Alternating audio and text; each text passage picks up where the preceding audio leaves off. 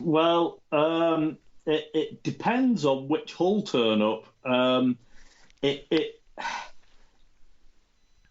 it looked to me like Saints were just fitter and quicker. So unless something remarkable happens and Hull's pack find a way to be quicker and fitter than they appeared to be last week, to give the very good backs a platform, I can't see them getting past Saints. So I think Saints are going to win this, and I think Saints are going to win by 2 scores, so maybe by 12 points. Yeah, I mean, Scott Taylor aside, I think it was pretty much Hull's first choice team that was out against you lot last week, and they were nowhere near as good as Saints were. So I can't imagine that gap being closed, even though Hull are a great cup side and Saints like falling at a semi. We do. I think Saints by 12. I don't, maybe because points difference doesn't matter and that sort of stuff, and you'll get a bit jittery just because it's a semi-final.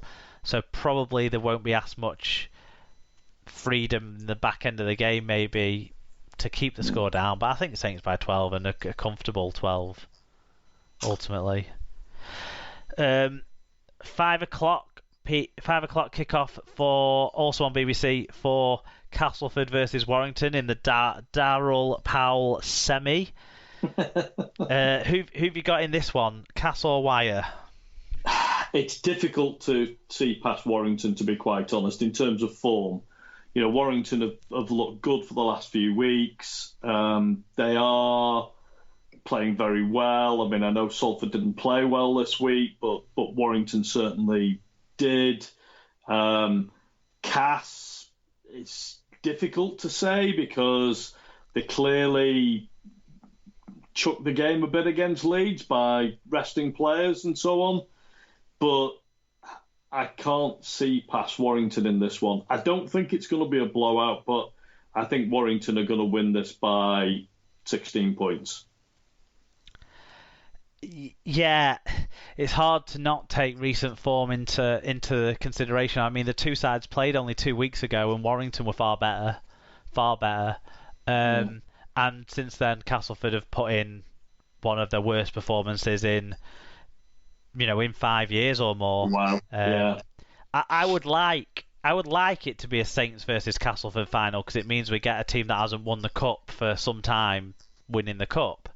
But rather than Hull versus Warrington, who seem to always be winning the cup recently. But I can't. I look at the way Warrington are playing. They managed to rest up Darrell Powell. You assume Mike Cooper will be back from his enforced absence. But even if not, they've still had some other players playing well in that stead. And Gareth Widdop's arguably the best player in the competition at the moment. Certainly playing better than anyone at Castleford's playing right now. So I can't see past Wire. I'll go Wire by 12. Like I say, I'd prefer it if Castleford won the game, but I have to tip with what I've seen in the last 2 weeks, which is Warrington being better than Castleford. I'm the same as you. We have a Super League game next week as well. On Sunday at 3 p.m, Wakefield play against Lee, bringing forward what would have been a round 13 midweek affair, I think, to sensibly be played on a weekend that would have otherwise been empty for the two sides. And Wakefield to be winning by 6 at half time and win by 20 at full time? That sounds about right. I certainly don't think Lee will be winning, although it might be more than 6 at half time. I think Wakefield will win this game, I think. In many ways, this is probably Lee's most winnable game yet.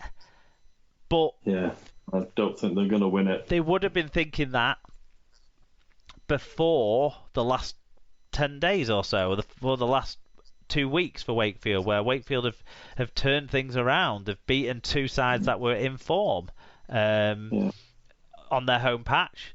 They're on their home patch again here. I can't see it any other way than Lee. Nope. And I think this will be the first, not the final nail necessarily in the coffin for Lee's Super League season, but the first nail in the coffin, And I think then if Salford can pick up any wins in the next two or three rounds that they've got, and they've got some winnable games, just gonna double check, but I think the next game might be against Rovers. Let's have a look and map that out to see what Salford could be up against. Super League, all teams, Salford. Yeah, they've got Hull KR away, then they've got Huddersfield away before having Leeds at home, and then Wakefield at home. You'd think that if Salford can pick up a win or two, maybe 2 wins in those 4 games, that'll be done. Yeah, that'll be them done. Whereas Lee really, really have to win against Wakefield, because then they've got Catalans, Hull FC, and Warrington in the next 3 matches after that. They're not winning any of these games, I'm afraid. Home or otherwise, you think there'd have to be an implosion from the other teams. Yeah. Another 4 games time, they're still going to be on 0 points. Yep. Okay, that is the Super League game. Championship, there's a couple of Championship games being played where they're catching up from games that were missed earlier on. So Halifax versus Sheffield looks like a potential cracker. It was ruled out for COVID a couple of weeks ago, but will get played this time around. That's Sunday at 12:45 p.m. League One game of the week, Workington versus Keighley. Workington so close to being 100% still, with just missing out late on in that game against Doncaster, and Keighley with a big win over Hunslet. That's Sunday at 2 p.m.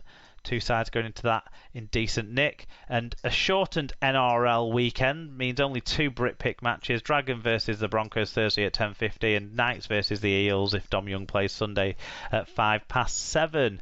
And of course then it'll be Origin in the middle of the next week, so we'll make our tips for that last week. But make sure you do get your fan views in on all of those matches and any other rugby league you see over the next 7 days, so that we can talk about it all on next week's Super League pod.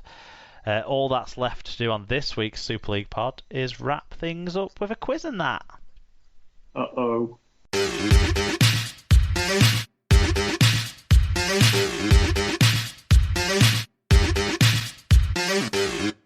I hope you're going to be gentle with me after my really easy quiz that I gave you last time, Mark.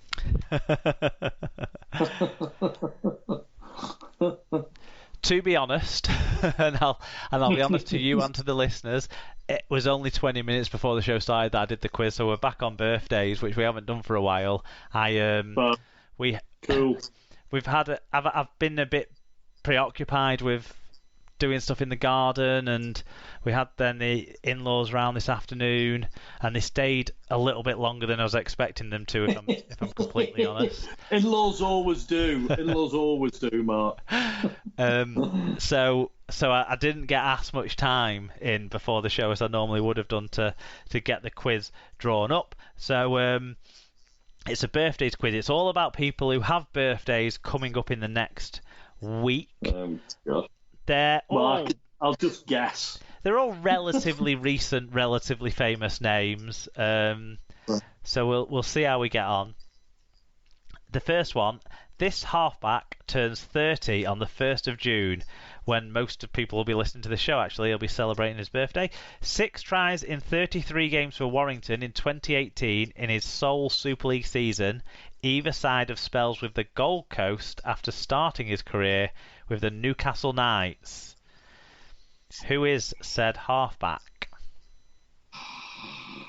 Only 30. 2018. I probably ought to know this. Cousin of former Wigan flyer Amos Roberts. Probably not helping. Oh God. He was quite good, actually, wasn't he? He was a real live wire. What did they call him? Oh, God. Mark, some mornings I can't even remember my own name, so this is not going to go well. But I can picture him in my head. If that's any help. When you tell me his name, I'll go, yeah. It's only a help exactly. if that picture would bring you the name Tyrone Roberts. Yeah, that's it. No, that's very good. Okay. Thank you. Question 2. This halfback was Dally M Player of the Year in 2010, the year of his sole Australian cap. He turns 36 on the 2nd of June. His NRL career took in spells with Canberra and Sydney Roosters, whilst over here he had spells with Catalans, Salford, and finally Hull Kingston Rovers. He is the bubbler. What is his name? Bubbler? Yes. It's a big clue for plenty of people who'll be shouting his name out now listening to it. I can picture Tom Andrews there at work shouting his name out. I can think of Karsten in the future over there in Switzerland. Yeah, he's all over it. Yeah, he'd have already got the answer in. David Hunter driving from one side of Sydney to the other to go to work. He's shouting it out. In fact, pretty much everybody knows the answer to this except me. No, go on. Who is it? Think about it. Mercurial halfback who played for Catalans, Salford, and Hull KR. Dicey reputation.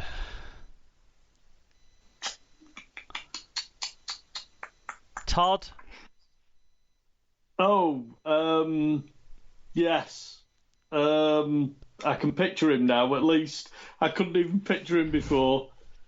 Todd Carney. Oh, Carney. Okay. Brian's brother. Let's finish on one that you might get. I don't know.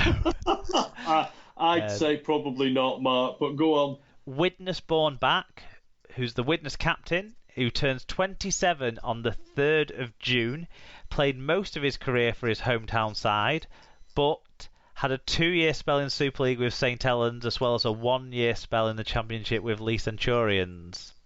Jack Owens. There you go.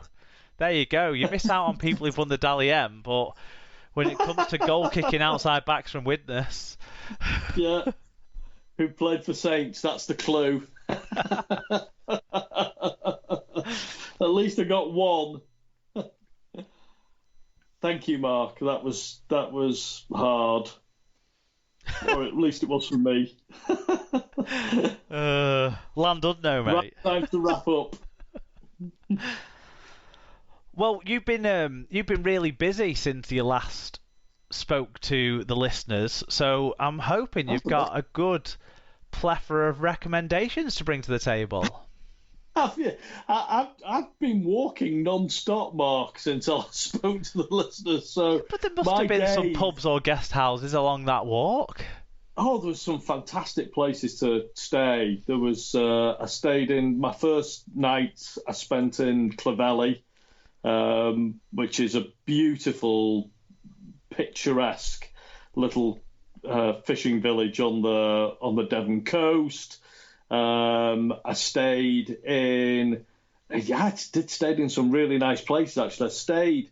Bizarrely, I stayed in a riding stables right near the M5. So if you're ever wanting to break a journey up, this wasn't far from Bristol. If you're ever wanting to break a journey up on the way south, there's a place called Sperring's Riding Stables, and they've converted a whole bunch of stables into little B&B self-sufficient accommodation. Did you sleep with a horse? Really lovely. No, not that night. And then Chepstow's always worth a visit. But actually, so you did sleep with a horse then? Yes. I do have a recommend, but it wasn't any of those actually. It was something a little bit different to that. It's an app. So I've got a good buddy called Doug Colton who lives up in Buxton, and he's an IT boy, and then he retired like me, and in his spare time he writes apps for the App Store. You can get this in the Apple App Store. You can get it on the Google Store, and it's called Ethel Ready. Sorry? So Doug Ethel Ready. Go and look it up on the Google App Store or the Apple App Does it Store. prepare people to handle grandmas?